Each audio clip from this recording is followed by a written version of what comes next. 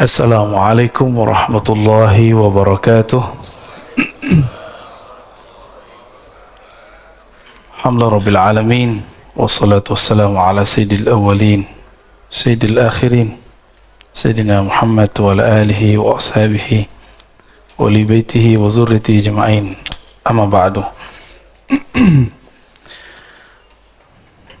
Allahumma bika asbahna wa bika amsayna وبك نحيا وبك نموت وإليك النشور. بسم الله الذي لا يضر مع اسمه شيء في الأرض ولا في السماء والسميع العليم. بسم الله الذي لا يضر مع اسمه شيء في الأرض ولا في السماء والسميع العليم. بسم الله الذي لا يضر مع اسمه شيء في الأرض ولا في السماء والسميع العليم.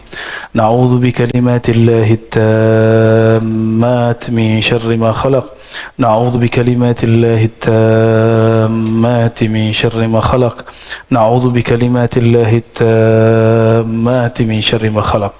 اللهم نسألك خير هذا اليوم خير فيه خير بعده ونعوذ بك من شر هذا اليوم شر ما فيه شر بعده إنك أنت علام الغيوب.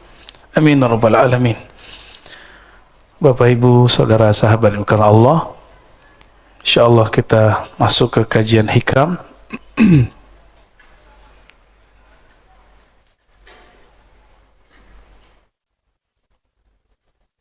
Insyaallah kita masuk ke hikam yang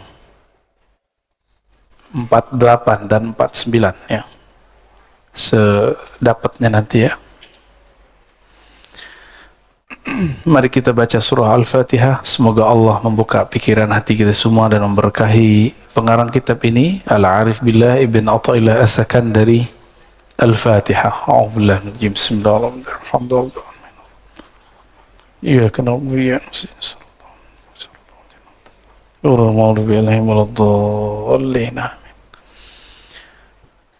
Beliau mengatakan min alamati mautil qalb. Tulisannya jelas ya. Min alamati mautil qalb. Yang ini dia, yang saya kasih bintang. Min, di antara alamat, tanda-tanda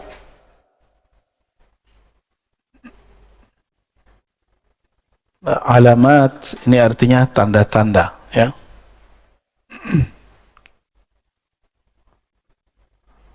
Jadi udah jadi bahasa Indonesia.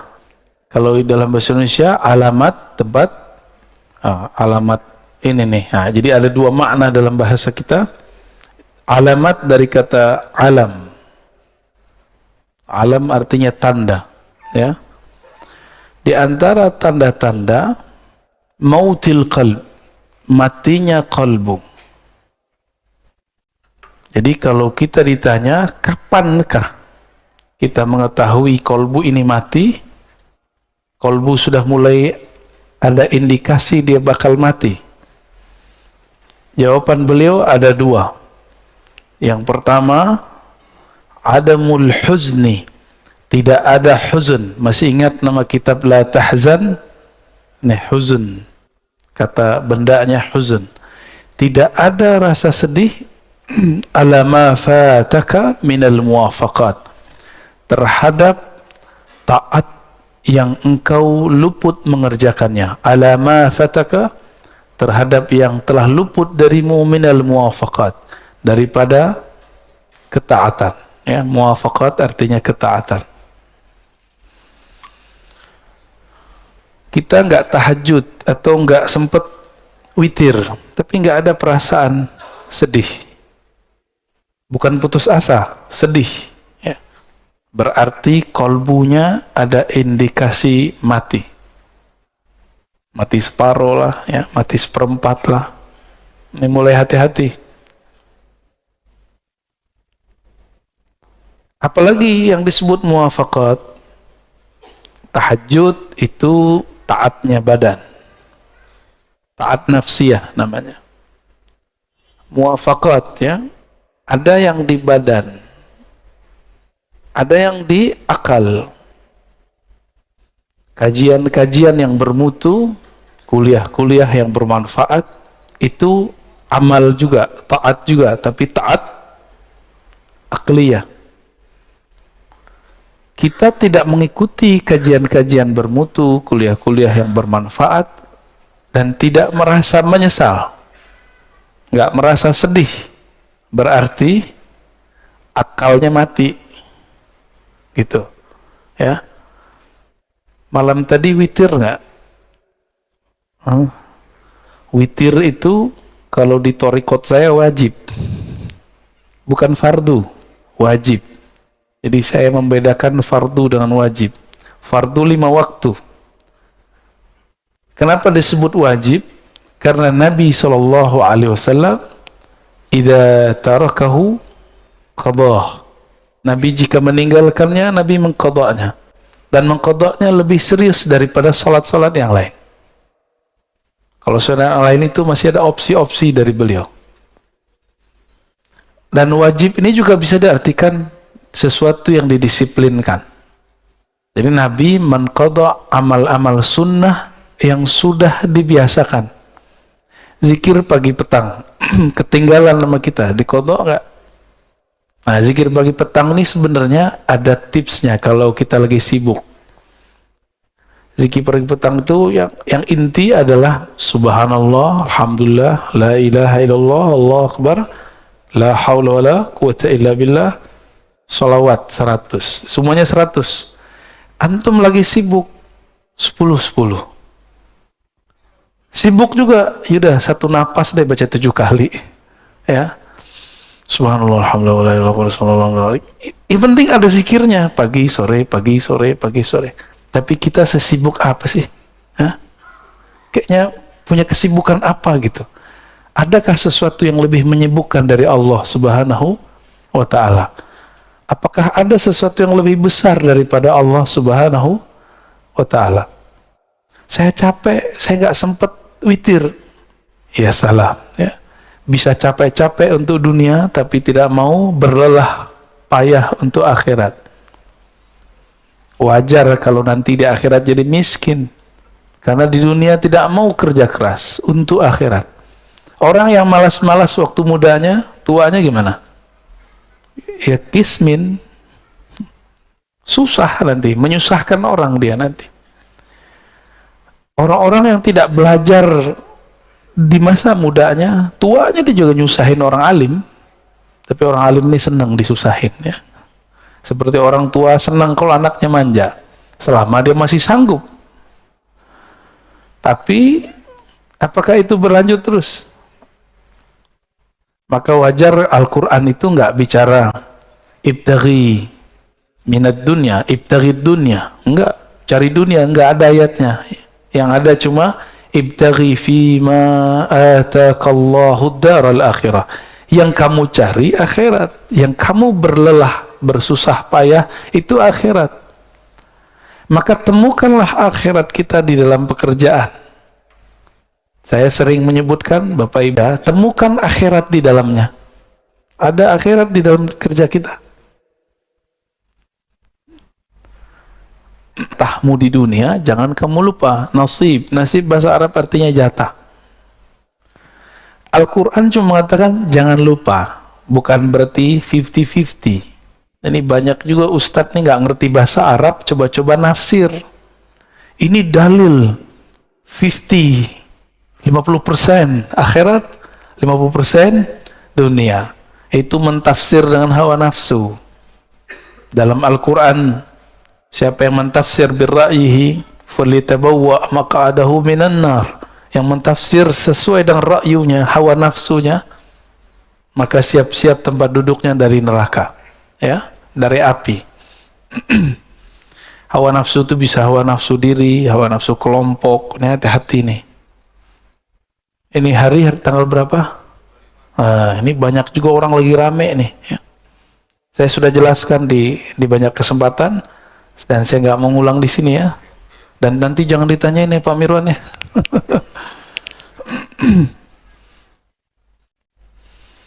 Dan yang kedua, tadi yang pertama, ini dia. Yang kedua, tarkun nadam. Tidak ada meninggalkan nadam.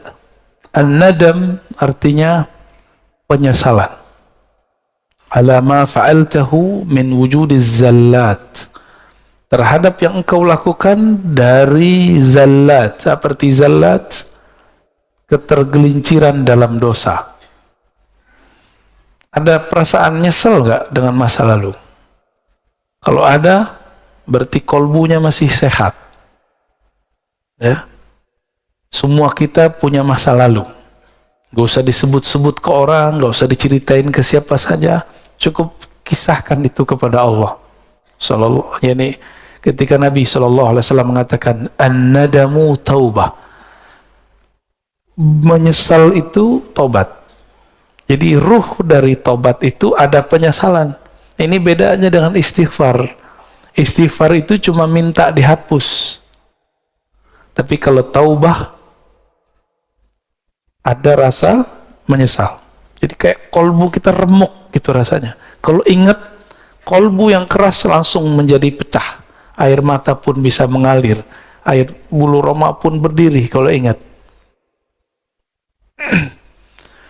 Oleh karena itu, dalam latihan zikir kami, biasanya sebelum zikir kita cek kolbu itu pakai taubat. Jadi ntar diajak yang hadir zikir itu, ayo kita istighfar.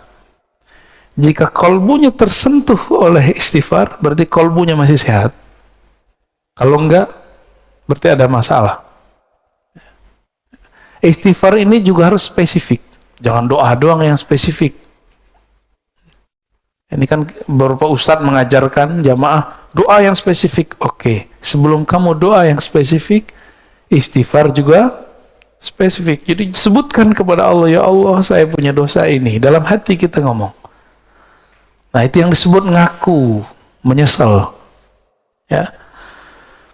Dan saya yakin yang hadir, termasuk saya yang berbicara ini, tidak ada yang dijamin dari maksiat. Dulu, sekarang, nanti. Kita nggak tahu ya. Oleh karena itu, buang-buang jauh rasa diri ini suci. Berarti kalau begini, orang-orang yang merasa sok suci, itu kolbunya mati, walaupun zahirnya taat. Orang yang merasa sok suci. Siapa lagi? Orang yang merasa paling benar. Orang yang merasa paling benar tidak akan pernah menyesali perbuatannya. Benar nggak? Nah, ini sisi lain. Kalau tadi dosa zahir, sekarang dosa intelektual, dosa spiritual. Salah satu dosa spiritual, indikator kolbunya mati, dia tidak pernah menyesali pemikirannya, tidak pernah insaf, tidak pernah mundur, merevisi kata-katanya. Seorang Rasulullah masih merevisi kata-katanya, apalagi cuma seorang ustadz, apalagi seorang pimpinan rumah tangga kah, suami istri. Kita harus membuang ego itu. Jangan sok perfeksionis mengatakan, saya kalau begini ya begini. Itu namanya keras hati, bukan pendirian. Kalau jelas salah, katakan salah. Oh, berarti saya salah. Kok kolbu susah untuk mundur? Barangkali kita kurang mencahayai kolbu dengan nama Allah Al-Latif. Maka saya menyarankan diri saya sendiri dan antum semua baca nama Allah Ya Latif. Imamuna Abdul Hasan Asy-Syadzili menganjurkan baca Ya Latif, ya. Ya Latif. Itu 129. Baru ada efeknya. Ya Latif, Ya Latif, Ya Latif. Wahai yang maha lembut, wahai yang maha halus. Mata dipejam, dipanggil Allah dengan hati. Dan rasakan kolbu kita akan lama-lama lembut, lembut, lembut, lembut. Ya. Nanti antum akan gampang minta maaf. Jadi orang yang susah minta maaf, tuh ya latifnya kurang. Ya. Ini biasanya nih, ibu-ibu ya, selalu benar ya, kata bapak-bapak. Tapi saya ketemu kok perempuan yang gampang minta maaf. Tapi kalau kata kawan kita, kelar loh sama perempuan. Tapi itu bukan diskredit perempuan ya. Mungkin perempuan ini terlalu halus. Wallahu a'lam bishawab. Nah, Tapi Allah yang lebih halus, yang maha halus pun menyebut dirinya afuwun, ghafurun, ghafarun. Ghafurun, ghafarun. Allah menyebut dirinya afu, maha pemaaf. Kenapa kita nggak pemaaf?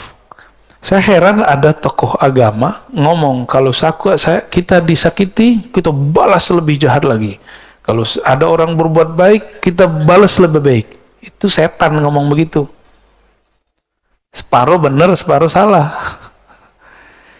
Kalau ada orang menyakiti, tidak balas menyakiti, itu baru waliullah. Ya, kita dihujat nggak balas menghujat, ente wali. Wali Allah kan la yakhafuna laumata laim. Dia tidak takut cacian orang yang mencaci. Karena dia sibuk kolbunya dengan Allah. Mau orang caci maki, mau orang puji, kolbunya sibuk dengan Allah Subhanahu wa ta'ala.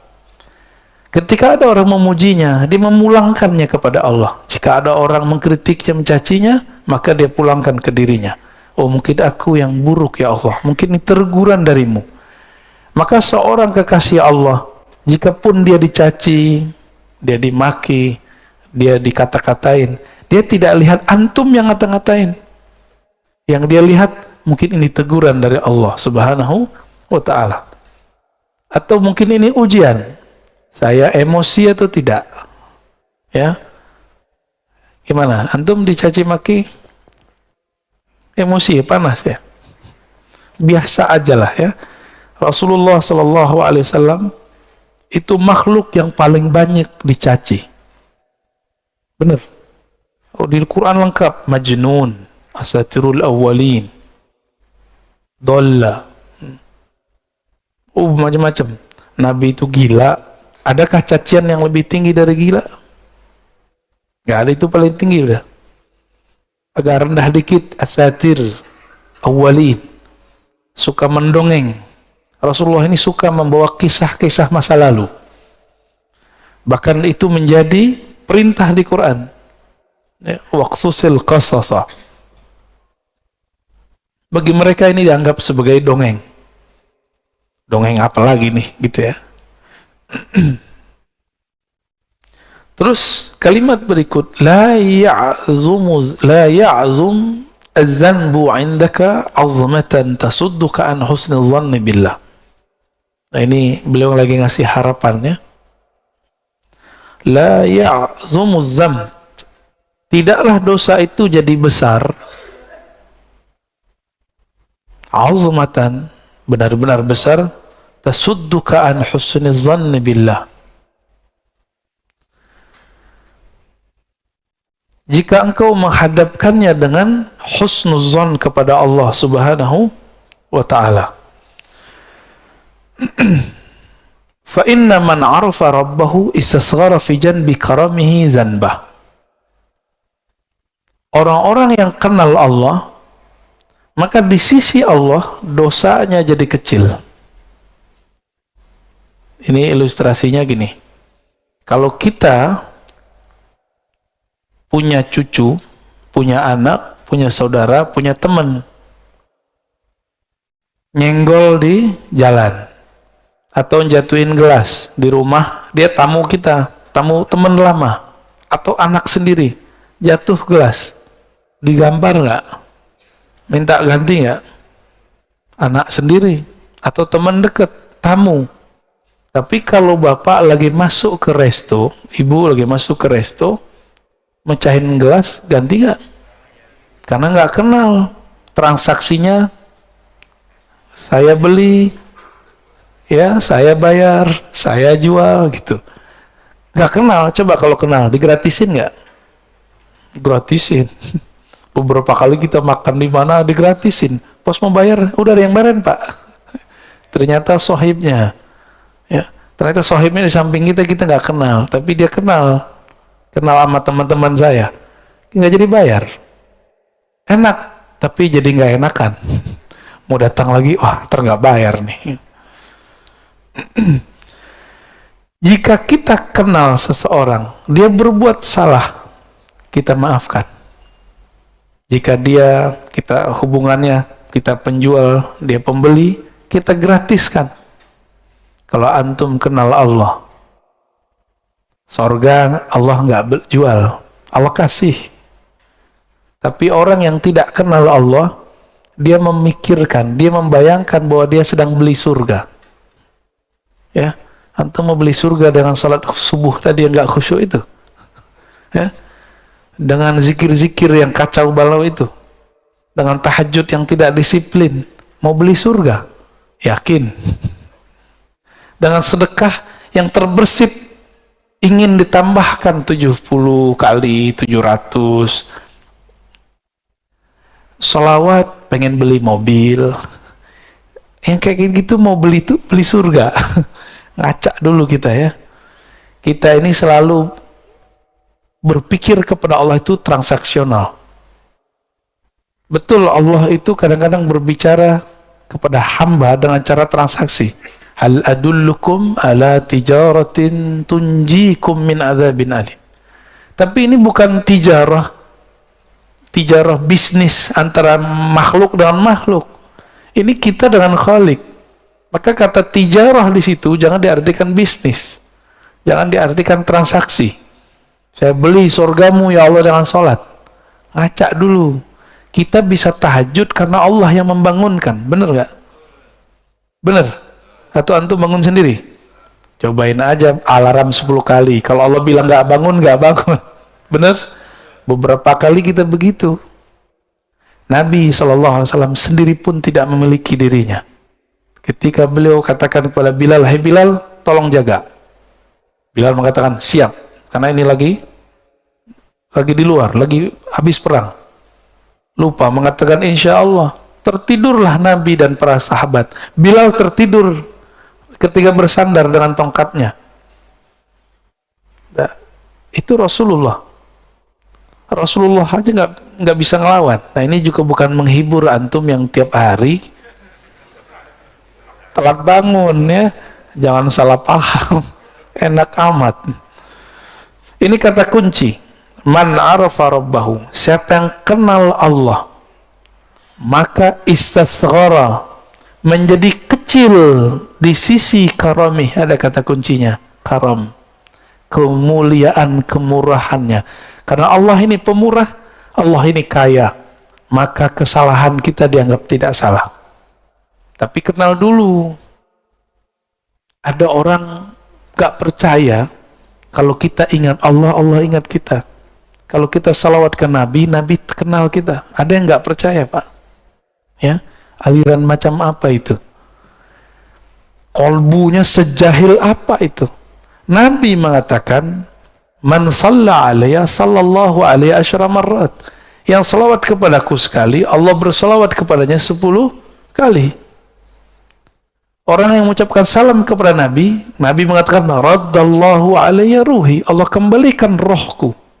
Fa'arudda hatta arudda alaihi salam. Selalu aku membalas salamnya. Berarti Nabi kenal gak? Nabi kenal. Dalam hadis yang sahih riwayat Imam Bukhari, ya, bahwa Nabi SAW mengatakan, "Inna a'mal ummati uridat alayya." Atau uridat alayya a'mal ummati. Amal umatku ditunjukkan kepadaku. Nabi kenal sama kita. Ada seorang sahabat yang sirru Rasulullah, sirnya Nabi, ketemu dengan sahabat lain. Begitu juga Salman ketemu sahabat yang lain, dan mereka kenal padahal belum pernah ketemu. Apa kata sahabatnya? "Arafa ruhi ruhak." Rohku kenal rohmu. Jadi sahabat-sahabat udah bicara ilmu roh dulu. Kita yang udah telat ya. Sampai sekarang orang masih bertanya, "Wah, Nabi aja nggak dikasih kok tentang ilmu roh." Itu salah tafsir. Yang tidak diberi itu ahli kitab. Coba perhatikan. Yas'alunaka 'anir ruh. Mereka bertanya kepadamu mengenai hakikat alif lam ar-ruh. Ya. Lalu ada lafaznya, "Wa ma utitum minal ilmi illa qalila." Tidaklah kamu diberi. Siapa kamu? Antum. Antum itu yang nanya tadi siapa? Ahli kitab Yahudi.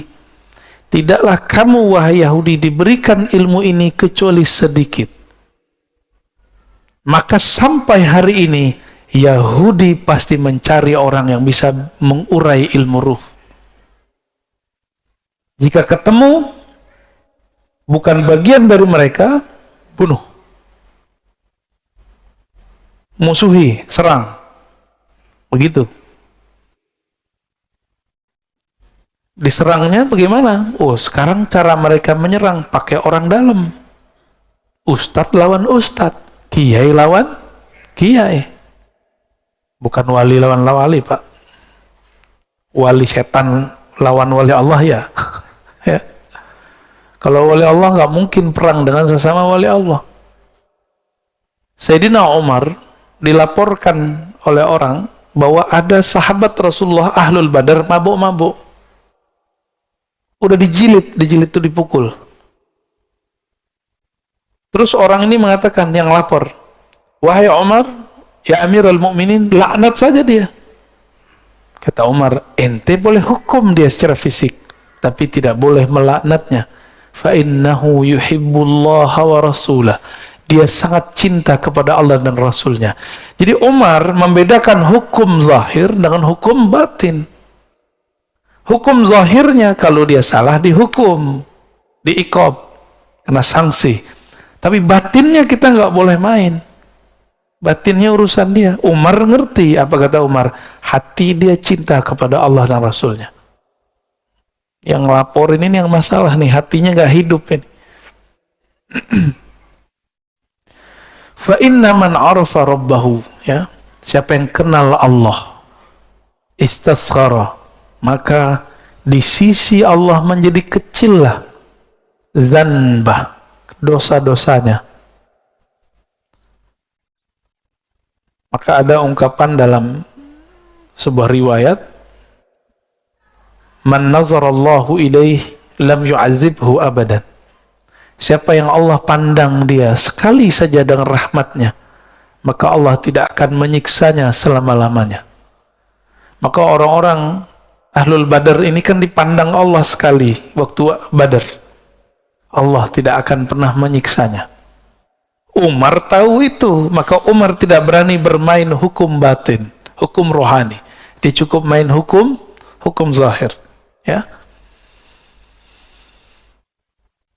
Itu peminum loh, Pak. Pemaksiatnya zahir, nggak ada urusan sama politik, ya. Sayyidina Umar beda pilihan, beda sikap dengan Ali. Mereka jontok-jontokan. Tapi dalam bab kemaslahatan, Umar dan Ali sepakat. Suatu kali Umar Ibn Khattab radhiyallahu ta'ala anhu ingin keluar kota, memimpin pasukan langsung. Datang Ali pakai kuda. Apa kata Ali? Ya Amirul Mukminin, jika engkau mati di tengah jalan, lalu siapa yang ngurus Madinah? Ini tanda Sayyidina Ali tidak nafsu jadi khalifah. Tidak seperti yang diklaim banyak orang. Ini hadis sahih. Apa kata beliau? Jika kamu nanti perang dan engkau mati di tengah jalan, engkau mati di medan juang, lalu yang ngurus kami siapa? Kami masih butuh engkau, wahai Umar. Kira-kira begitu.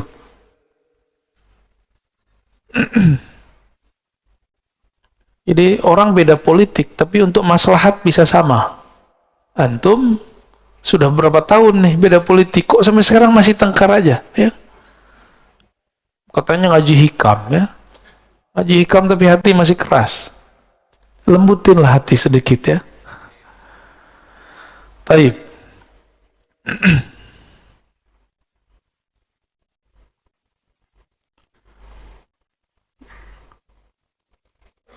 Nomor 50, ya.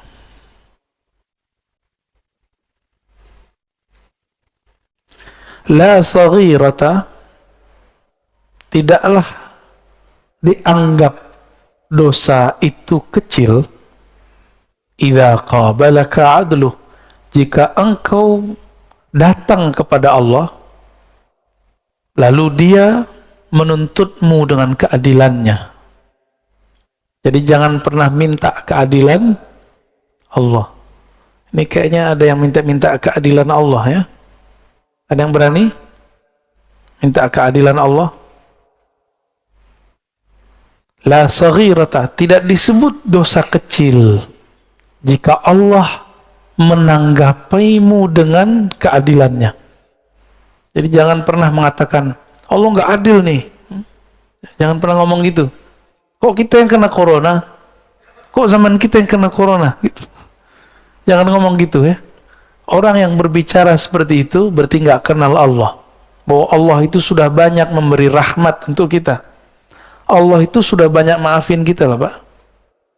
Di zaman dulu satu dosa itu langsung diikop.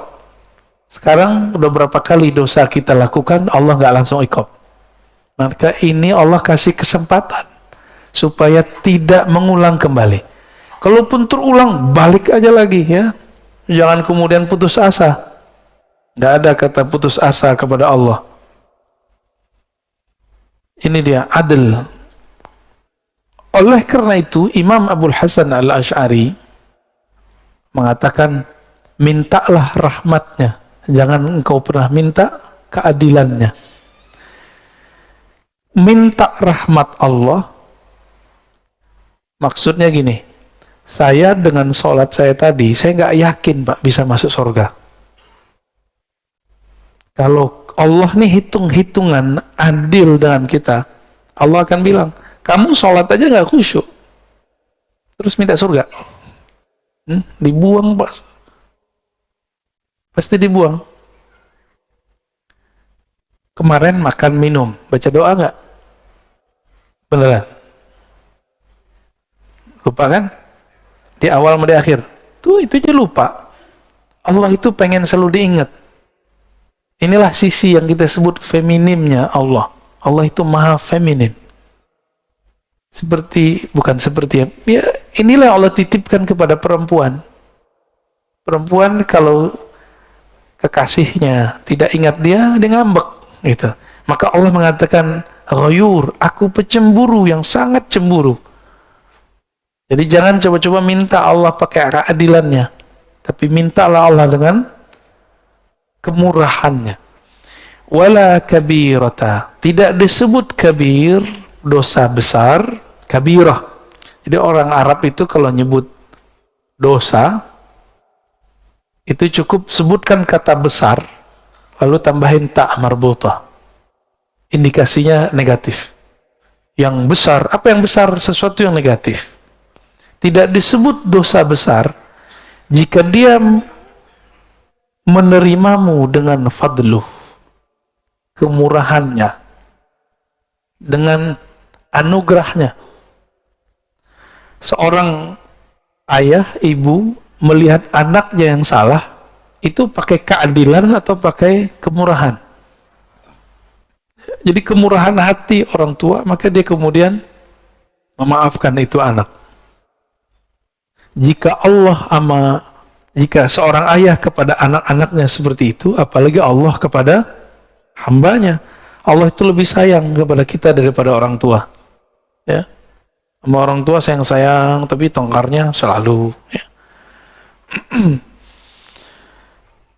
La saghirata ila qabadaka adluh. Tidak disebut dosa kecil jika Allah menerimamu dengan keadilan. Tidak disebut dosa besar jika Allah menerimamu dengan kemurahan. Ya, maka kita selalu mengatakan Allahumma inna nas'aluka rahmatak. Ya Allah, kami minta kemurahan rahmatmu. Jangan katakan ya Allah inna nas'aluka adlak. Kalau Allah mau mengasih keadilan, maka semua manusia berhak disiksa kecuali para nabi. Hanya para nabi lah yang betul-betul adil, dan para wali. Tapi para aulia pun mengatakan kami ini pendosa. Nabi pun mengatakan kami ini pendosa. Seorang nabi mengatakan tidaklah masuk surga seseorang kamu kecuali dengan rahmatnya, bukan dengan keadilannya. Kalau dengan keadilan ditimbang dulu amalnya. Nah, ini rahasia sebenarnya. Kalau Allah ingin memasukkan seseorang dalam surga dengan keadilannya, maka Allah akan menimbang dengan detail, dengan rigid. Tapi kalau Allah sudah ingin memasukkan seseorang ke dalam surga, maka orang itu ditimbang, dihisab tidak rigid. Ini yang disebut dalam hadis. Wa yuhasabu, dalam Quran juga ada, wa yuhasabu hisaban yasira. Maka Nabi sampai di ayat itu berdoa, Allahumma hasibna hisaban yasira. Dan di akhirat si hamba dihisab dengan hisab yang yasir, yang ringan, yang mudah. Jadi kalau kita biasanya nih orang-orang lembaga-lembaga yang diakreditasi, petugas akreditasi datang, kalau udah kenalan, teman sesama kuliah nih, jadi rektor gitu ya, atau jadi direktur, gimana? Jadilah tahu sama tahu aja deh, aku tinggal beres, siapin borangnya, udah kita pulang. Langsung dikasih nilai A+, karena sudah kenal. Jadi makanya orang yang memberi akreditasi ini nggak boleh satu, harus lebih dari satu, supaya ketika dia kenal, dia memberikan kemurahannya tanpa objektif, harus ada juga yang galak-galak dikit gitu. Ya, beruntunglah kalau punya lembaga, lalu yang melakukan akreditasinya kenal. Ada juga yang lucu. Ada seorang kepala sekolah, dia udah ketakutan, akreditasinya belum benar. Tahu tim akrediturnya dulu adalah siswa dia yang sekarang sudah jadi doktor. Ya, cium tangan ketemu, ya beres. Ya, nggak ada masalah Pak. Langsung nilainya A. Kenapa? Cukuplah saya bukti bahwa sekolah ini bagus, kata anaknya. Wallahu a'lam bis-shawab.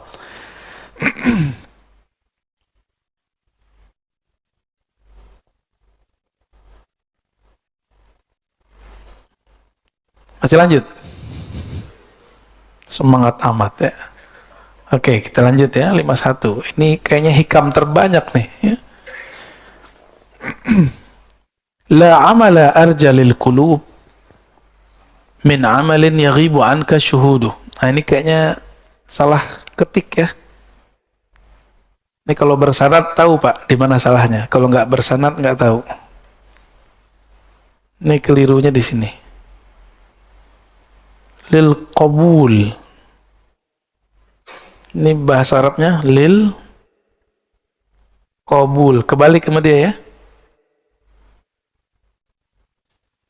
Tidak adalah amalan yang diharapkan untuk lebih diterima.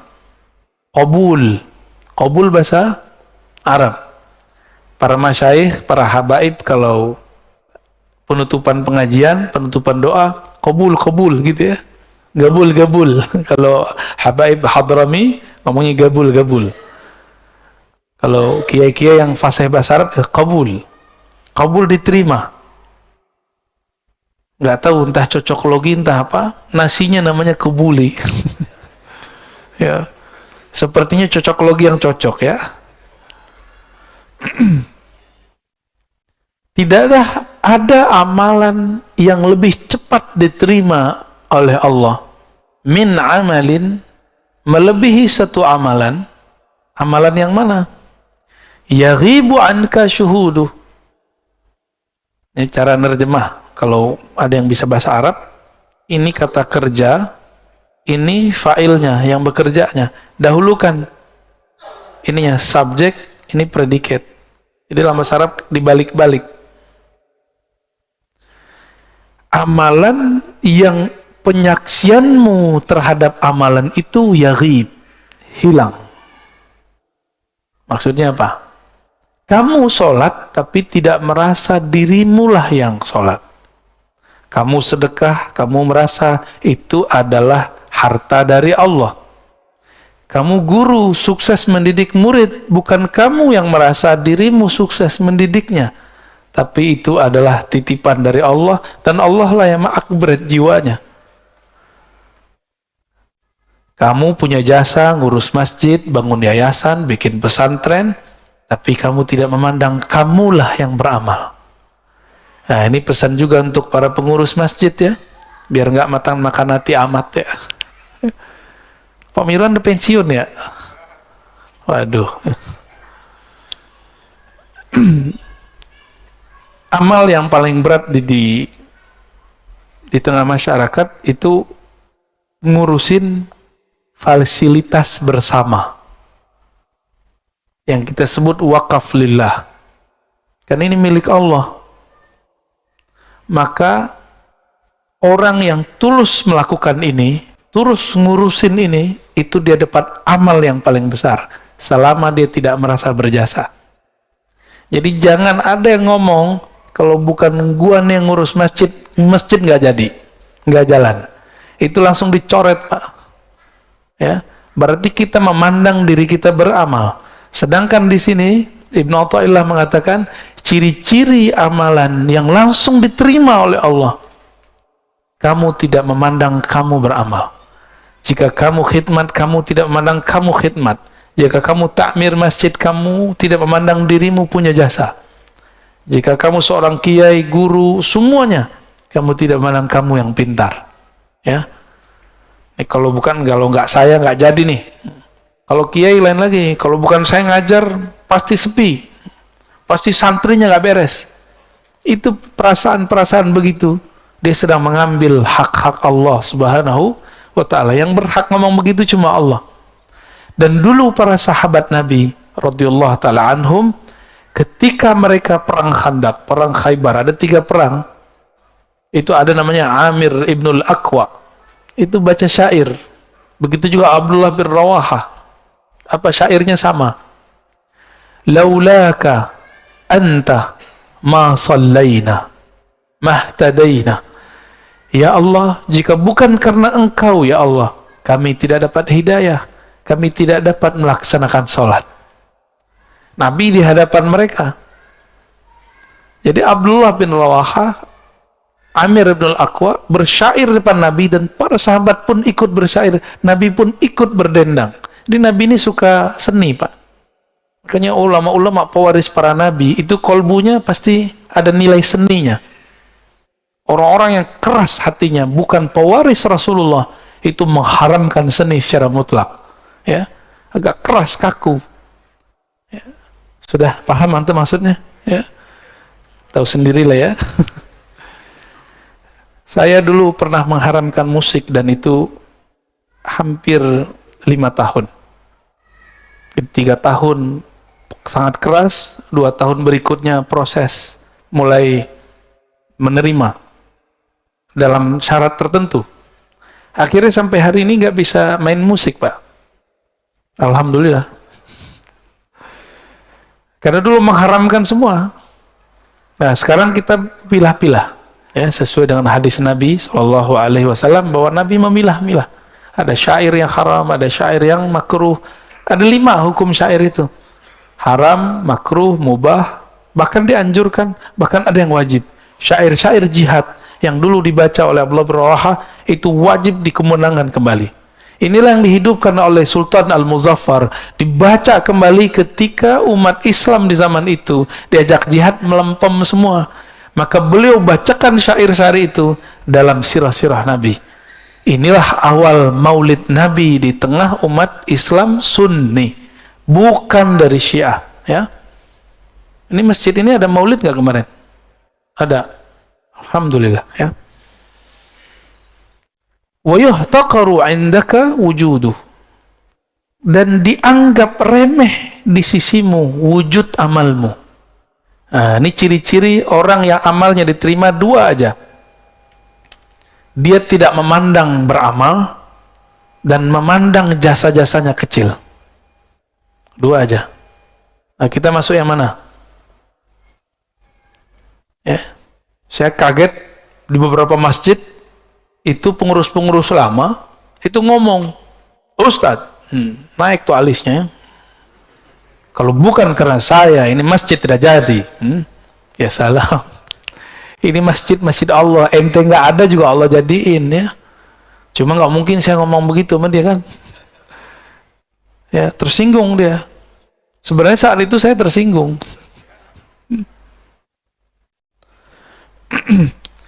Ini ciri-ciri amal yang qabul, ya. Qabul, amal yang diterima. Jangan dibaca kubul ya, terhilang wawunya. Kubul tempat keluar berak tuh. Ya. Nauzubillah, jangan salah baca ya. Inilah yang disebut dalam ilmu ma'rifatullah fana fillah. Yang orang sering nyebut fillah, bener gak? Gaya kayak ngerti aja ya. Sering nyebut begini ya? Fillah, lillah, billah. Kalau nggak ngerti gue jangan baca lah, malu kita. Ya, lillah aja gampang. Fillah jangan sebut. Fillah ini berat. Fillah itu dalilnya wa man jahada fina lanahdiyannahum subulana. Siapa yang mujahadah fina, di dalam kami, itu maksudnya apa tuh? Dalam cinta kepada kami, menghilangkan dirinya dalam diri kami, menghilangkan sama basarnya dalam sama basar kami, menghilangkan amalnya dalam amal kami, perbuatannya dalam perbuatan kami. Allah masih nyebut kami loh di situ. Lanahdiyannahum subulana. Kami baru tunjukkan jalan-jalan, banyak jalan bukan satu, menuju kami. Ya, kalau syariat jalannya satu, tapi kalau jalan rohani, kalau sudah dibuka jalannya banyak. Itu sebabnya banyak thariqat. Kalau mazhab cuma 4 mazhab, syariatnya sama, cuma pemahaman yang beda. Tapi thariqah bisa banyak. Thariqah sufi, thariqah para aulia. Karena dalil tadi, lanahdiyannahum subulana. Ini pakai lam taukid dan nun taukid. Sungguh benar-benar kami akan tunjukkan jalan-jalan kami. Jadi banyak jalan menuju Allah. Siapa yang dia mendapatkan itu? Orang yang lebur, tidak memandang amalnya. Kita menyebutnya fana fillah. Fana, tenggelam, karam dalam Allah. Orang kalau sudah benar cintanya, egonya habis. Ini suami istri, mohon maaf ya yang sudah menikah. Antum belum benar-benar mencintai kekasih kalau masih merasa berjasa. Kalau masih butuh kata-kata terima kasih. Walaupun sehari-hari kita harus begitu. Kalau masih belum percaya dengan pasangan kita keluar, mulai ada kekhawatiran. Ntar dia digoda ini, ntar dia ngelirik ini. Berarti kita nggak ada percaya sama dia. Betul, jangan percaya sama pasangan. Percayalah dengan Tuhan dia. Maka kalau pasangan kita keluar, kita katakan, ya Allah, aku titipkan pasanganku kepadamu. Aku titipkan anak-anakku kepadamu. Aku titipkan, begitu. Guru dengan murid sama. Guru capek kalau semua urusan murid diurus sama dia. Urusan dunia, akhiratnya, lelah.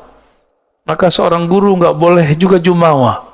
Ya, nggak boleh juga merasa sok berjasa. Dia cukup katakan, ya Allah, hanya engkau yang urus mereka. Bapak ini kan banyak pengalaman rohaninya, juga banyak bebal rohaninya ya. Itu kalau satu-satu saya harus dengerin curhatnya, telinga saya hilang sebelah kali Pak ya. Nggak mungkin. Maka Bapak curhatlah kepada Allah. Saya pun mendoakan semoga kita diterima oleh Allah Subhanahu wa ta'ala. Udah syuruk Pak. Jadi ciri-ciri amal diterima apa? Jadi ilmu tasawuf, ilmu mengetahui amal diterima apa enggak. Nanti antum coba lihat. Barusan subuh merasa soleh nggak? Merasa dapat pahala dunia dan seisinya nggak dengan sholat sunat tadi? Aneh nggak yakin. Orang takbir aja nggak jelas. Takbir aja ngantuk-ngantuk. Ya. Baru ingatnya pas assalamualaikum. Baru ngeh gitu. Jadi gerakan itu cuma karena sudah biasa. Jadi kayak orang silat, kalau sudah mulai takbir ngikutin aja. Ya. Begitu kita tidak kuat menahan gejolak pikiran itu kemana-mana, tanda bahwa kita ini tidak bisa menguasai diri sendiri. Terus antum menguasai orang lain. Ya.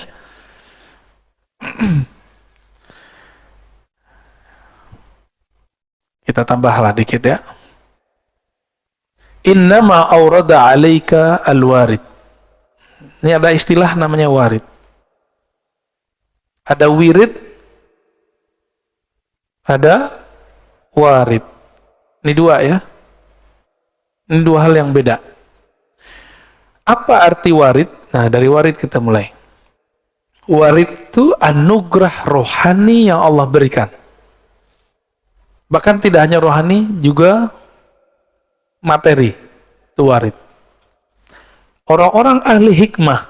Ahli hikmah ini bukan hikmah yang hikmah rohani, tapi hikmah kebatinan. Mereka mencari warid dengan mencari kesaktian. Baca ini, kamu begini. Maka muncullah ada mahabbah Sulaimaniyah, ilmu pelet Sulaiman. Bacanya ayat supaya orang tunduk. Apalagi ada namanya pukulan sakti. Itu dibaca ke tangan, inna batsya rabbika lasyadid. Tembus. Tar tangannya kalau mukul orang kayak Nabi Musa, sekali pukul mati. Antum mau yang begitu?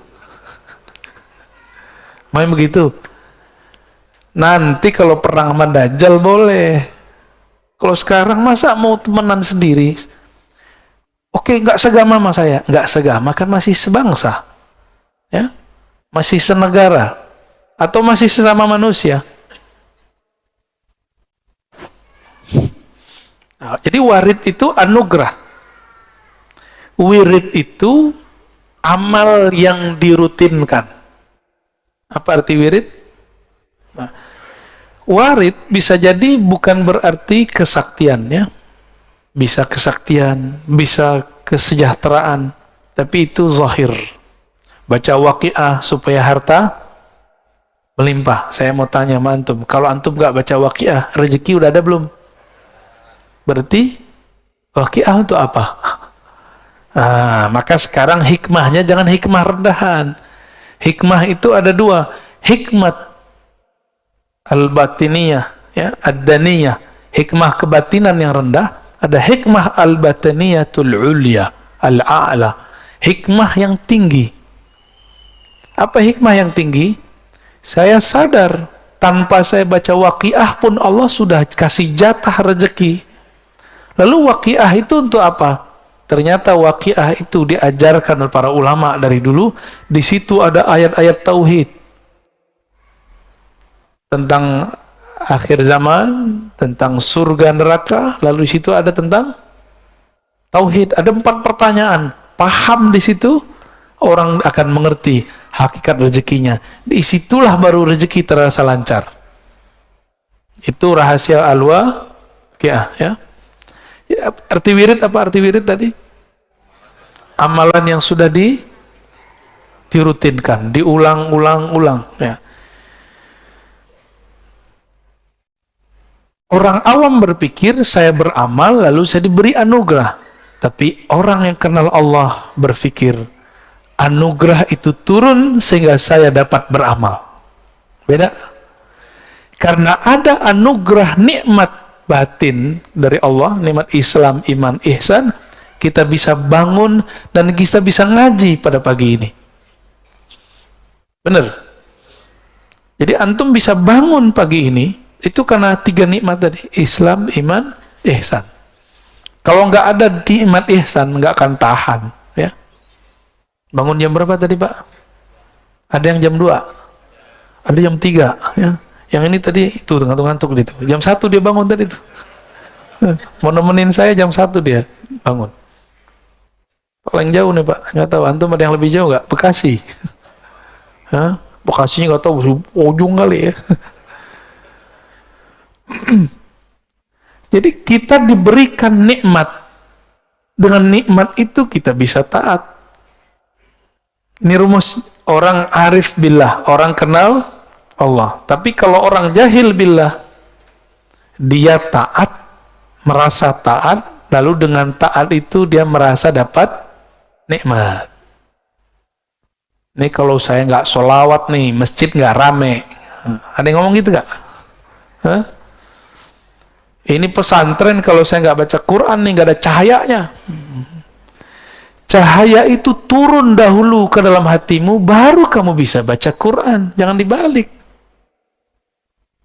Karena nur itu jatuh ke dalam kolbumu, barulah kamu bisa bangun di pagi ini. Baru bisa kemudian mendengarkan taklim. Kira-kira seperti itu ya. Jadi jangan GR. Nah, maka dikatakan di sini, innama aurada alaikal warid. Allah memberikan warid litakuna bihi alaihi waridan, supaya kamu dengannya warid itu, dengan anugerah itu, alaihi terhadapnya waridan, datang. Ini waridan di sini artinya datang. Warid yang pertama artinya anugerah. Tuh beda, satu jumlah, satu kalimat, lafaznya sama, artinya beda. Nah, kalau nggak bersanad nggak bisa paham. Inilah nikmat bersanad. Kita bisa memahami sesuatu tanpa perlu keliru ya. Jadi warid yang pertama anugerah rohani. Warid yang kedua, kamu datang kepada Allah SWT. Nah, tadi saya mengatakan apa? Karena nur itu turun kepada kita, kita bisa sholat tahajud. Bukan karena kita tahajud, kita dapat nur. Gitu ya. Nur apa yang ada di kolbu? Ternyata disebutkan di dalam surat At-Taghabun. Siapa yang percaya kepadanya? Mamay yu'min billah. Percaya aja sama Allah. Allah akan bimbing kolbunya. Bimbingan kalau nggak pakai cahaya, nggak bisa. Ya. Allah kasih nur. Coba Bapak Ibu, kalau nggak ada cahaya, bisa lihat nggak? Nah, cahaya batin itulah anugerah hidayah dari Allah Subhanahu wa Ta'ala. Inilah nikmat yang mesti kita syukuri.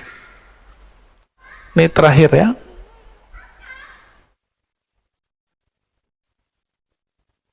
Aurada alaikal warida. Dia memberikan kepada kamu warid.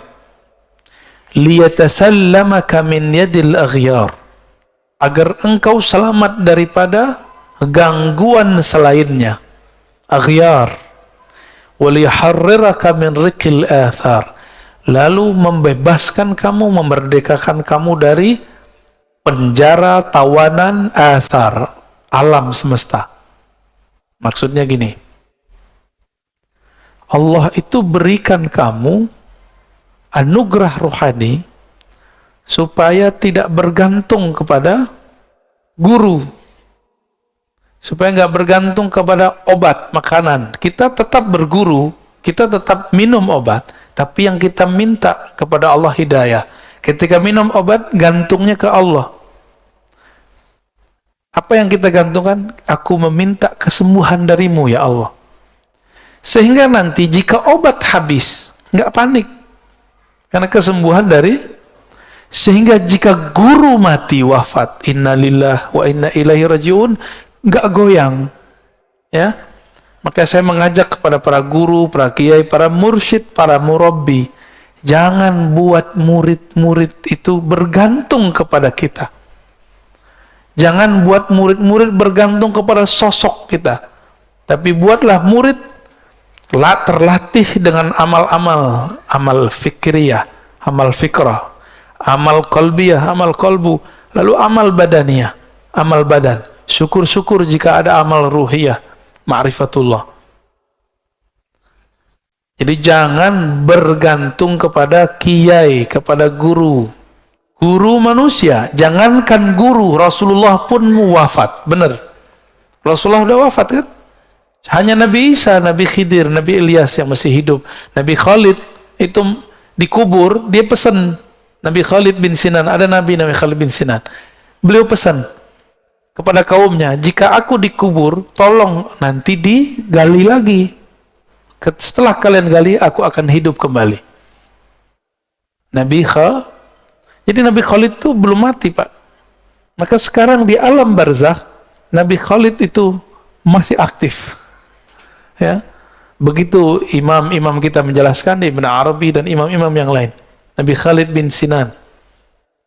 Jadi masih ada nabi di alam. Nah, itulah yang diungkap dulu oleh Allah yarham al-Habib. Siapa yang baru meninggal itu, yang majzub juga, Ja'far Al-Kahf ya. Antum percaya atau tidak, dia mengislamkan orang di dalam kubur. Itu ilmu asrarnya Sayyidina Khalid alaihissalam. Jadi kalau nggak lapor ke Sayyidina Khalid, nggak punya koneksi rohani kepada beliau, nggak akan bisa mengislamkan orang dalam kubur. Sulit dibayangkan pakai akal, karena ini bukan wilayah akal, ini wilayah rohani. Jadi jangan usah dipikirin ya. Ya. Banyak orang mikirin, akhirnya mereka nggak percaya dengan kajian kita. Apa kata mereka? Belum dengar utuh. Ar-Razi ini mempercayai ada orang gila jadi wali. Ya salam ya. Kapan kita bilang orang gila jadi wali? Pernah nggak antum dengar saya mengatakan orang gila jadi wali? Ada nggak? Jangan-jangan yang bilang dia gila tuh gila ya. Nggak ada kita pernah mengatakan itu. Kita mengatakan ada kekasih Allah, kolbunya bercahaya dengan cinta Allah, ketutuplah akalnya. Orang-orang melihat dia gila, dia bukanlah gila. Lalu siapa yang tahu dia bukan gila? Sesama wali, sesama kekasih-kekasih Allah atau murid-muridnya wali. Itu udah Allah yang atur memang ya. Habib Ja'far masih ingat gak? Kalau baca Fatihah nggak jelas, Al-Fatihah itu orang kalau nggak ngerti Pak. Ya masa walinya aswaja begini nih ya. Nah, kira-kira begitu. Jadi semua yang kita lihat zahirnya belum tentu seperti yang terlihat. Banyak kok yang kelihatan baik, batinnya rusak. Banyak yang kelihatannya rusak, ternyata batinnya bagus. Mulailah semenjak hari ini, pagi ini, melatih sir rahasia di kolbu ini, memandang orang dengan kebaikan ya. Untuk ada intel di sekitar kita itu, kita baik-baik aja sama mereka ya. Mereka kan intel itu manusia juga ya. Kalau kita baik, terkolbunya kayak ke bawah. Insya Allah. Intel yang bahaya itu intel setan ya. Kalau intel dunia mah ya masih gampang Pak. Intel setan nggak bisa berubah-ubah. Kerjanya ngadu domba. Nanti dia bawa, setan tuh tubuh manusia. Nanti datang ke ustadz apa, diceritakan yang bukan kita, tapi si ustadz tuh nanti benci kepada kita. Berhasil lah. Menjawablah ini dua ustadz. Tengkarlah, umat pusing. Seneng nggak setan? Antum mau kami begitu? Jadi jangan adu-adu kita ya. Nggak mau kan jadi intel setan? Oke. Baik Bapak Ibu yang melakukan Allah, sahabat-sahabat semua, di pagi yang penuh berkah ini, di hari yang mungkin ada saudara kita yang sedang merayakan hari mereka, kita tidak usah ribut di situ ya. Kita ributkan apakah kolbu ini kenal Allah. Siapa yang kenal Allah, fakullu yaumin id. Setiap pagi rasanya hari raya. Ya, tidak perlu nunggu Idul Fitr dan Idul Adha. Mungkin ada dua pertanyaan, silakan satu dari laki-laki, ikhwan, akhwat, satu ya, silakan satu dan belakang dua ya. Silakan yang ini.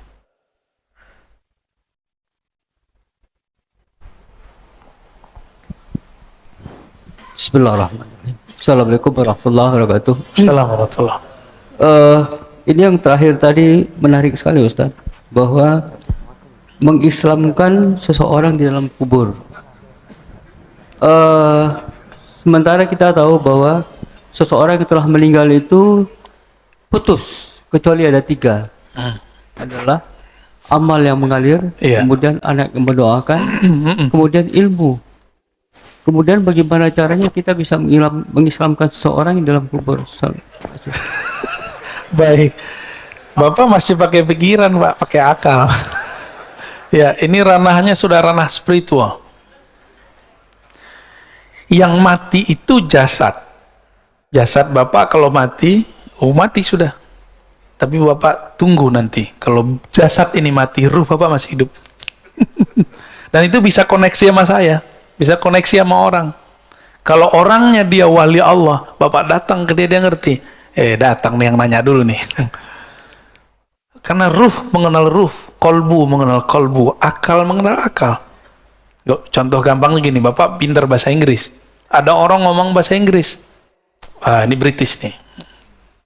Ini Britishnya gaya-gayaan nih. Ini American nih. Ini gaya-gaya English jiran nih ya. Singapura. Kan unik-unik tuh ya. Ada juga ala Hong Kong kan. Ada yang Filipina juga. Wah, sama. Kami bahasa Arab juga sama. Orang kalau denger, ini Arab gontor nih. Ya. Dengar lagi. Wah, ini Arab Jawa nih ya. Alhamdulillah. Ada lagi orang Sumatera. Bismillahirrahmanirrahim. Rahman. Rohnya jadi ra semua, Pak. Wah, orang Sumatera nih ya. Tuh orangnya tuh. Kalau baca Assalamualaikum dengerin dia, Pak, lucu, Pak. Assalamualaikum warahmatullahi wabarakatuh. Kita jadi ngerti karena sering dengar. Orang-orang yang ahli rohani, mereka sudah terlatih rohaninya. Meskipun tubuh ini sudah hancur, dia masih hidup. Dan ahli-ahli rohani ini sebelum meninggal, dia sudah meninggal duluan. Ini yang disebut mati sebelum. Makanya Sayyidina Umar diberi gelar oleh Nabi Muhaddatsun. Orang yang diajak Allah bicara. Jangankan cuma ruh, Allah aja bicara sama dia. Makanya ada 3 hukum dalam Al-Quran, itu lewat kalam Umar. Hukum jilbab salah satunya. Dulu istri Nabi gak pakai jilbab. Gak ada. Rambut terbuka. Karena dulu yang pakai hijab itu adalah ahli kitab. Walaupun sekarang gereja-gereja, sinagog udah nggak pakai hijab kecuali beberapa ortodoks, ya masih pakai hijab. Jadi kalau ada nih orang gereja, orang ortodoks menggunakan jilbab, bukan berarti mereka memalsukan agamanya supaya orang Betawi ikut mereka gitu, bukannya? Kan ada tuh gereja Betawi. Emang ada dalam ajaran mereka, Pak. Duluan mereka kali yang pakai jilbab, pakai hijab. Maka kita lihat ada istilahnya Pak, suster gitu ya. Itu. Ahli rohani jika mereka sudah terlatih. Ya di sini ruhnya sudah bisa kemana-mana Pak. Ya Rasulullah. Gak usah Rasulullah lagi deh. Umar aja deh. Umar lagi khutbah. Dia kirim panglima syariah di Irak. 2 bulan perjalanan. Suaranya kedengeran sampai ke sana. Karena si Sariyah juga seorang wali, kata Umar, ya Sariyah al-Jabal, wahai Sariyah, naik ke gunung. Umar nggak pakai satelit, tapi dia tahu di belakang bukit ada musuh. Kalau si Sariyah ini jalan biasa aja, pasti disergap. Maka naik. Ini adalah teknik saingannya Umar, namanya Khalid. Khalid bin Walid ini kan Umar 2. Umar kedua. Jadi kecerdasannya hampir sama. Khalid bin Walid untuk mengalahkan umat Islam waktu perang Uhud pakai teknik itu, naik ke atas. Maka Umar mengatakan, ya Sariyah al-Jabal, kedengeran Pak, itu telinga ini mungkin nggak dengar. Orang di sudut sana, saya udah nggak dengar ngomong apa. Tapi Bapak berbersih di hati, sampai ke hati saya. Kalau hati saya benar. Ya, kalau hati saya benar, Pak. Kalau hatinya lagi galau, ya sama-sama gelap. Mengislamkan. Nah, ini kata mengislam di situ tidak boleh juga diartikan secara harfiah. Bisa berarti mendoakan. Jadi kalau saya dalam kacamata zahir sebagai santri hadis, saya mengartikan Habib Ja'far mendoakan. Contohnya gini. Nabi dengan Ibnu Abbas tiba-tiba berhenti di depan ada 2 kubur. Itu kubur kan non muslim, ahlu kitab itu. Satu suka gosip, satu istinja, buang air tanpa istinja.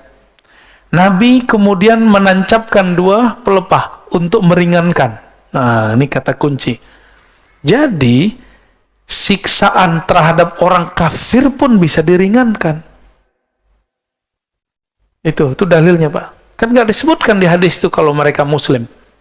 Nggak disebutkan. Itu kalau versi saya ahli kitab. Berarti non muslim, bener nggak? Orang nggak percaya kepada Rasulullah SAW, Nabi kasih. Mungkin ada riwayat versi lain yang menyebutkan mereka muslim, tapi saya tidak yakin ya. Nah, jadi maksudnya seperti itu, Pak. Kalau Bapak susah memikirkannya, kita kurangin maknanya dikit. Ya, itu namanya mazhab ta'wil. Silakan di belakang ada yang nanya. Bantu panitia. Akhwatnya.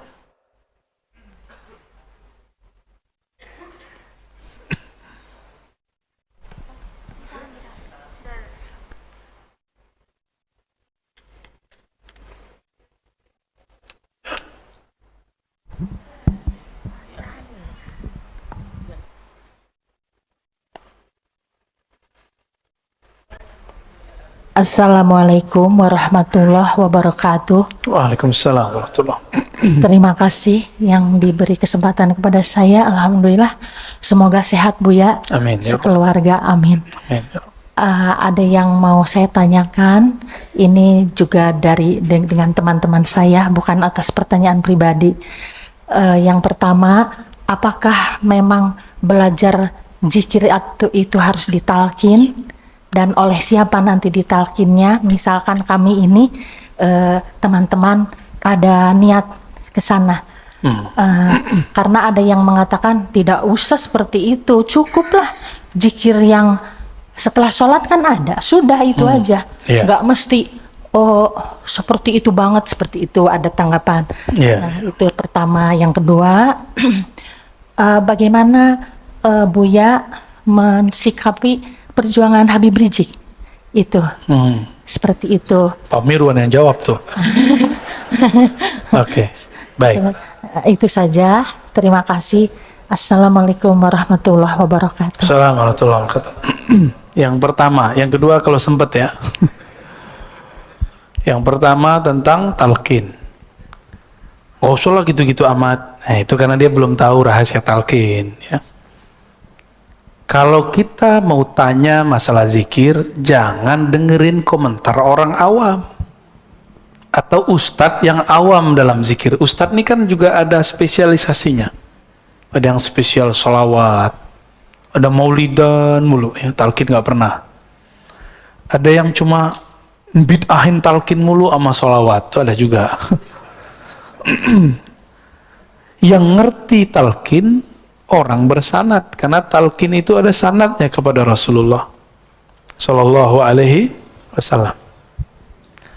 Dalil talqin di Quran ada, fa'alam annahu la ilaha illallah, itu dalil talqin. Apa arti talqin?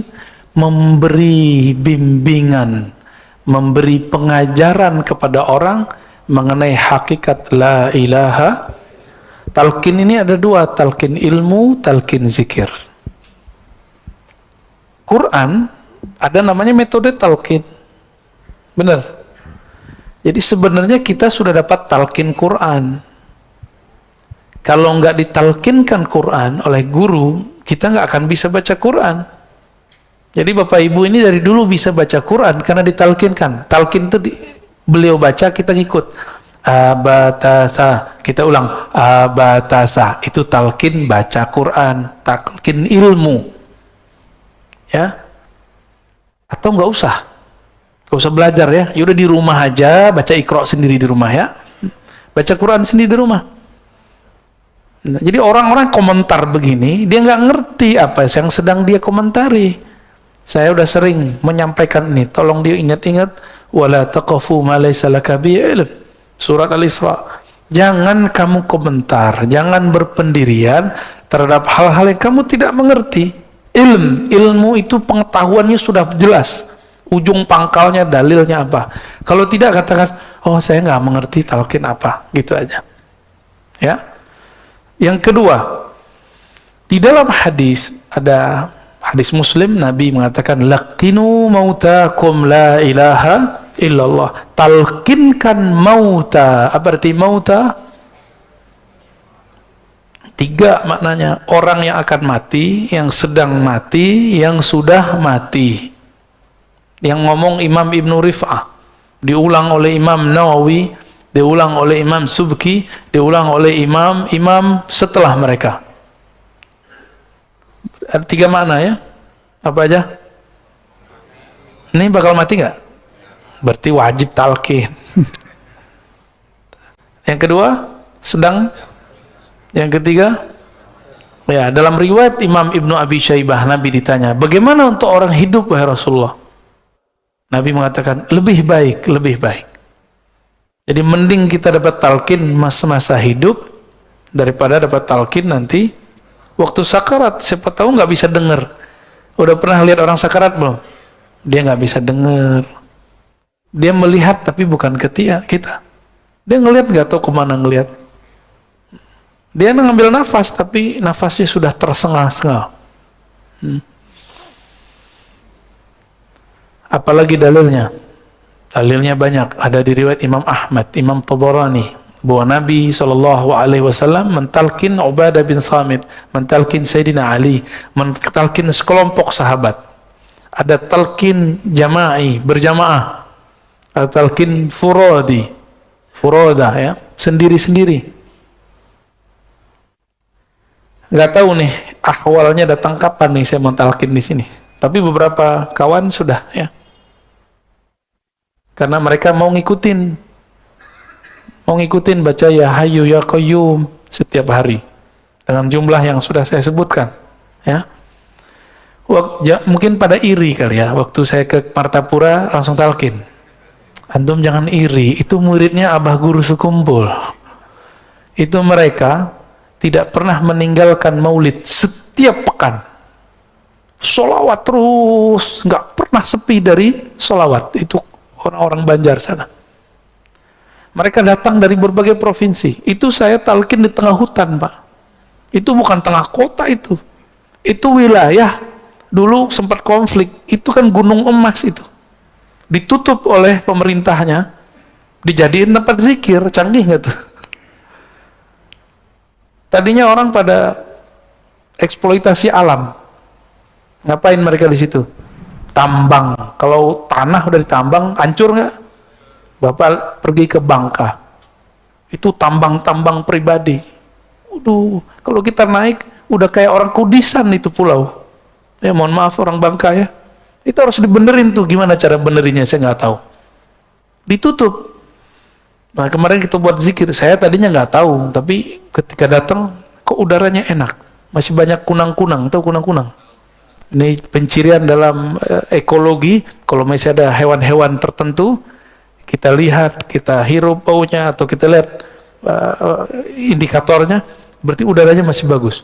Dan orang datang ke situ. Kita dari kota tuh, kota Martapura, Banjarbaru ya, ke sana jauh sekali, ada 1 jam. 1 jam udah pakai patwal. Orang datang dari Sampit, dari Palangkaraya, dari Pontianak, dari Balikpapan, itu datang Pak, dan itu muridnya Abah Guru Sekumpul semua, muhibbin mereka. Abah Guru Sekumpul wafat tahun berapa dulu? 2004 atau 2005? Ya, 2004 ya. Jadi mereka santri beliau. Kalau setiap kali ada haul namanya, itu ramainya bukan main, jutaan. Pejabat aja nggak bisa masuk. Jadi mereka sudah muhibbin kepada wali Allah namanya Abah Guru Sekumpul. Itu wali Pak, la syak bila niza', ya, nggak ada syak lagi. Karena wali itu penciriannya bukan kesaktian, tapi kenal kepada yang mengangkat dia jadi wali. Siapa yang angkat dia jadi wali? Allah. Kenalnya, ma'rifatnya luar biasa. Kemudian yang ketiga, di sana murid beliau, salah satunya Tuan Guru Wildan namanya, itu sudah mengijazahkan talqin secara ilmu hadis. Lah saya malulah, guru kita sudah mentalkin ijazah, tapi saya kok nggak ngasih talqin gitu. Antum doa aja lah ya, yang banyak. Semoga nanti aneh mau talqin di sini ya. Ya, insya Allah sekali sebulan kalau umur kita panjang, kita nanti akan ada masa kita talqin zikir di sini. Ya. Tahu kenapa saya belum talqin juga? Karena masih ada sir yang masih belum terima. Masih ada mikir. Kayak tadi, ya zikir-zikir aja kayak habis sholat gitu. Dia lupa, dia zikir ba'da sholat, itu juga ditalkinkan oleh imam. Itu talqin tuh, imam mengatakan, astagfirullah, astagfirullah. Itu talqin itu Pak. Cuma talqin am, bukan talqin khas. Talqin yang dimaksud talqin khas, walaupun berjamaah, Di berjamaah nih, tapi tekniknya khusus. Kalau imamnya baca sendiri, kita ngikut. Kalau khas, dibimbing kata per kata, lafaz per lafaz. Insya Allah, ya doa aja lah ya. Kalau nggak sempat ya, semoga husnul khotimah semua. Bagaimana dengan Al-Habib Rizik Syihab? Antum sudah tahu mauqif pendirian saya mencintai semua Habib. Semua Habib saya cinta. Mau Habib alim, Habib jahil, saya cinta. Mau Habib berpolitik, Habib tidak berpolitik, saya cinta karena dia zuriat Rasulullah Sallallahu Alaihi Wasallam. Tapi saya punya pendirian, saya juga ngaji, mereka juga ngaji. Mungkin kami beda guru. Dalam beberapa mazhab pemikiran mungkin kami berbeda dengan Habib. Boleh nggak? Habib sama Habibnya beda. Habib Quraisy Shihab beda dengan Habib Rizik. Yang Habib yang sering isi di sini, Habib Jindan beda dengan Habib Rizik. Maka pro kepada salah satunya bukan berarti pro kepada kebenaran. Itu mahabbah antum aja. Senangnya pergerakan yang mana? Saya terbebas, terlepas dari semua pendirian keagamaan atau politik mereka. Saya cuma mengatakan, ana uhibbukum ayyuhal habaib. Aku cinta kepada kalian semua. Karena Nabi SAW mengatakan, ahibbu ahla baiti hubban li. Cintailah ahlu baitku karena engkau cinta kepadaku. Karena saya memandang nasabnya Habib Rizik, nasabnya Habib Jindan, semuanya zuriat Rasul. Di darah mereka ada darah suci Rasulullah SAW. Karena hormat kepada darah mereka, nasab mereka, maka kita cinta kepada mereka. Tapi tolong bedakan cinta dengan fikrah. Ya, kita doakan semoga Habib-Habib kita dijaga oleh Allah. Dalam perbedaan mereka, dalam perseteruan mereka, semoga Allah tetap merahmati kita semua. Negeri ini kalau nggak ada habaib, nggak ada Islam. Itu Wali Songo, semuanya yang masih diperdebatkan ini Sunan Kalijaga.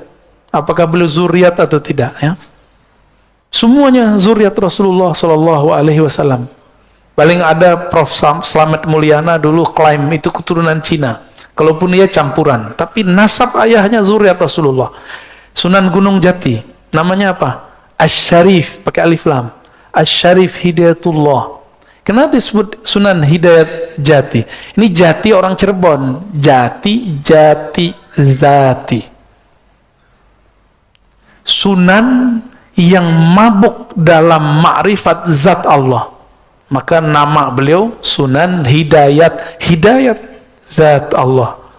Itu maksudnya. Itu bukan cocok logi, Pak. Beliau nggak pernah nanam pohon jati, nggak ada. Salah paham itu, ya. Nama asli beliau Asy-Syarif Hidayatullah. Asy-Syarif keturunan Hasan. Ada Syekh Jumadil Kubra, ada Maulana Malik Ibrahim, ada Maulana Ibrahim As-Samarkandi. Itu Ibrahim aja ada dua. Di Tuban itu ada namanya Maulana Ibrahim As-Samarkandi. Hampir semua kiai-kiai tua di Jawa keturunan beliau. Makanya Gus itu tadi bukan Gus itu Sayyid aslinya. Raden itu artinya Sayyid. Dan ternyata Paku Buwono ke-9 keberapa? Itu masih zuriat. Dan di Solo juga ada perkawinan campuran antara sultan-sultan dengan ya mungkin istri-istrinya, saya nggak tahu. Karena ketemu wajah mereka, saya bilang, ente Habib Sayyid, enggak, aneh keturunan Solo gitu, aneh keturunan ini segala macam. Ya. Dan kita cinta mereka semua. Di Pontianak ada kesultanan, ya, Al-Qadri, itu zuriat Rasulullah. Sampai ke Ambon, baik Ambon Selatan, Ambon yang sekarang ataupun Halmahera, itu zuriat Rasulullah Sallallahu Alaihi Wasallam. Untuk mau kemana? Yang bikin kesultanan dulu di negeri ini, Kesultanan Banten, Sultan Hasanuddin, itu zuriat Syarif Hidayatullah. Ya, mau apa lagi? Semuanya masih zuriat. Jadi kalau kita ini kurang ajar sama mereka, takutnya Rasulullah murka sama kita. Dan yang paling berat, bahwa nasab Nabi ini adalah pencirian Imam Mahdi. Maka ciri-ciri pengikut Dajjal di akhir zaman ini tidak percaya Habib, bahwa mereka keturunan Rasulullah Sallallahu Alaihi Wasallam. Ya. Maka Antum yang cinta dengan Habib Rizik, saya juga cinta Habib Rizik. Antum yang cinta Habib Jindan, saya juga cinta Habib Jindan. Apalagi guru-guru mereka, Al-Habib Omar, ya, ada di Jawa Timur, Habib Taufik. Tapi saya juga cinta dengan Habib Quraisy Shihab, ya. Terus tiba-tiba orang kayak antum yang nggak kuliah S1, S2, S3 tafsir seperti beliau, berani mengomentari tafsirnya. Ngaca dulu. Yang paling lucu LC, baru S1 berani komentarin profesor doktor. Pak Quraisy Shihab itu S1, S2, S3-nya tafsir. Penafsiran dia yang sekarang itu hasil dia ngaji di Al-Azhar. Jika berbeda, cukup katakan, oh saya kurang cenderung kepada tafsir Pak Quraisy, saya senangnya tafsir fulan, nggak apa-apa. Tapi jangan menghujat, sok-sok pinter, ya. Nanti dihisap semua loh, hati-hati. Dulu saya begitu, Pak. Dulu saya termasuk yang menghina Quraisy Shihab. Saya dulu menghina beliau. Ternyata kualat. Disuruh jadi host, jadi MC waktu seminar. Di situ kita kenal beliau, Masya Allah, orangnya tawadhu sekali. Sangat-sangat tawadhu, ya. Negeri ini dibangun dulu beberapa persennya oleh zuriat Rasulullah SAW. Maka kalau sekarang mereka berbeda, ya karena memang dari dulu mereka berbeda. Kita doakan Habib Rizik, semoga Allah jaga dia. Semoga beliau segera keluar. Semoga nanti tambah adem, ya. Semoga nanti para Habib kita pergerakannya bertambah mesra. Amin ya Rabbal.